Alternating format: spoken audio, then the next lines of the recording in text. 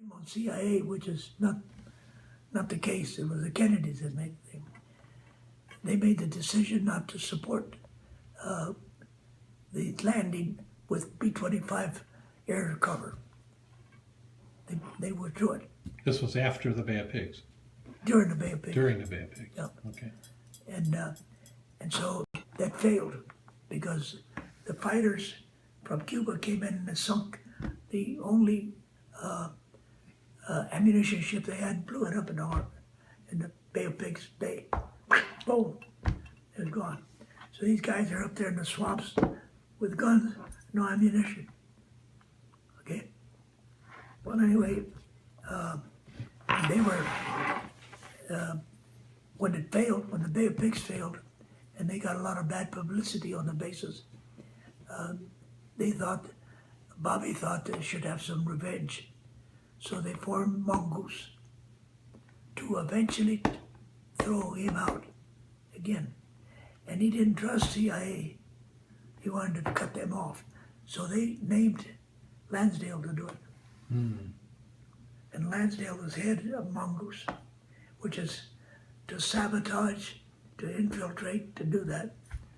And he used to call me up there to give him some ideas. And I gave him an idea. Yeah. You know what? We were getting a lot of information that there was from the Cubans a tremendous shortage of food.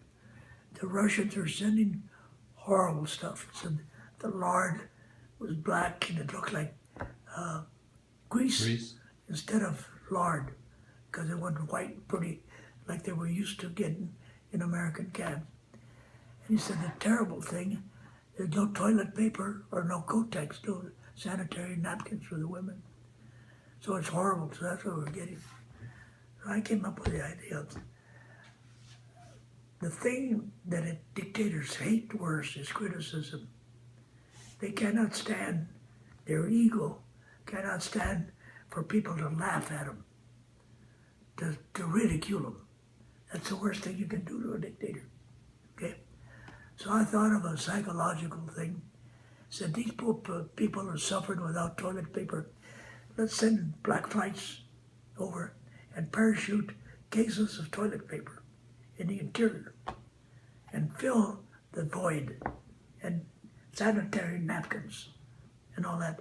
Drop it and let them pick it up and use it. That'll help the people. They'll know that the United States is behind them. But I said, I would put a picture of Khrushchev and Fidel Castro on each page.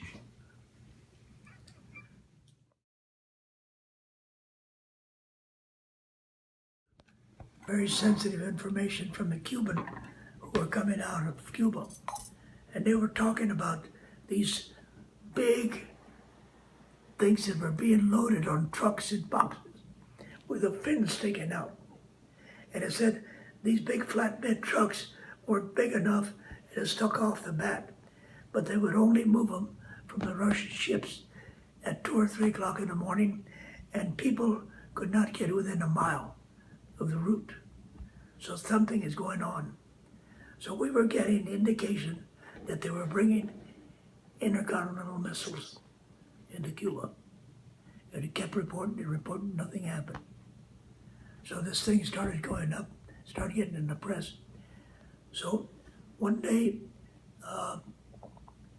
Lansdale called me, he said, it's a Friday, and he said, Manny, I want you up here Sunday afternoon. Come up Sunday afternoon, and I'll meet you at the airport. So I was at Homestead. I went to the travel office, he got a ticket. I had a set of orders from the Secretary of Defense office that were permanent. Anytime that he called, that he wanted me, I just present that, and I'd get to go any place in the world. Went there, okay? So I went to Washington, and he met me, took me to his house for dinner, and we talked till 1 o'clock in the morning about the missiles, about what we were seeing, what we were reporting. And he said, these eggheads are not paying any attention up here. They're not listening to what's going on down there. He said, I've read your reports. I know what they are. They're not listening. They don't listen to anybody. He said, I have made an appointment with you tomorrow to talk to Richard Goodwin, who is Kennedy's advisor at the White House. He said, I want you in my office at 9 o'clock. And you have an appointment at 10. I'll see that you have transportation. They called and went to the Pentagon, met him, walked down to the riverside. There was a chauffeur there, took me to the White House, and I went to talk to Richard Goodwin and two other guys at the White House. Meet this little pipsqueak guy.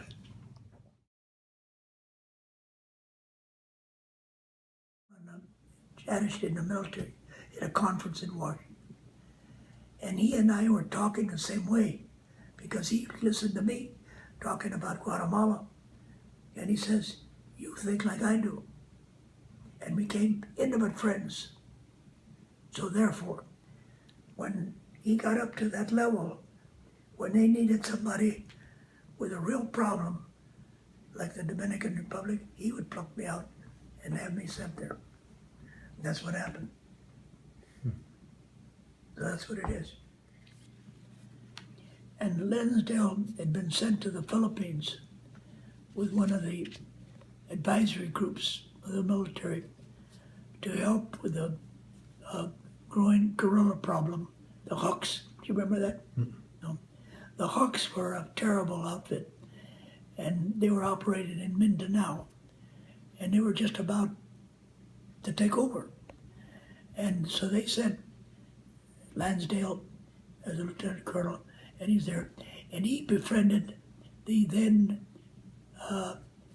commander and then Minister of Defense, Magsaysay, who later became president.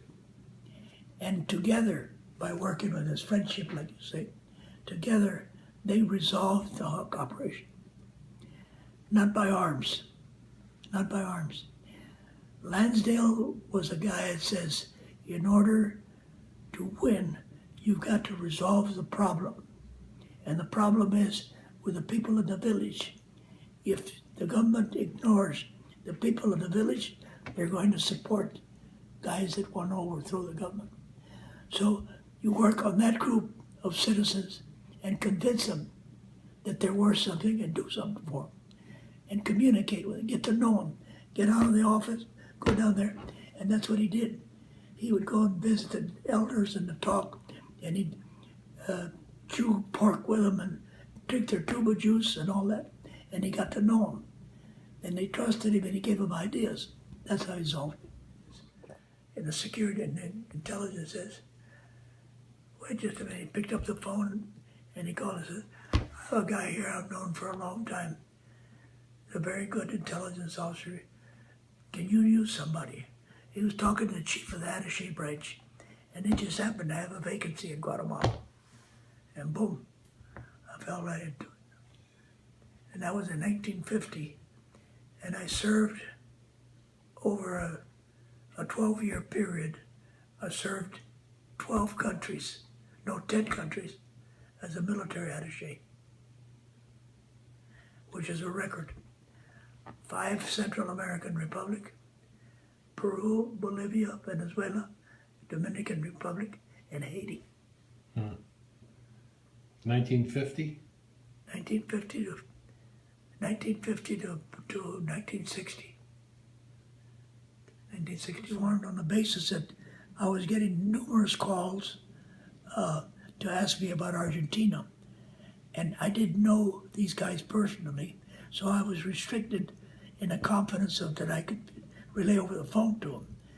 So I decided, come and let's meet and see who you are. And if we meet together, then we'll be more comfortable with each other. And so they agreed.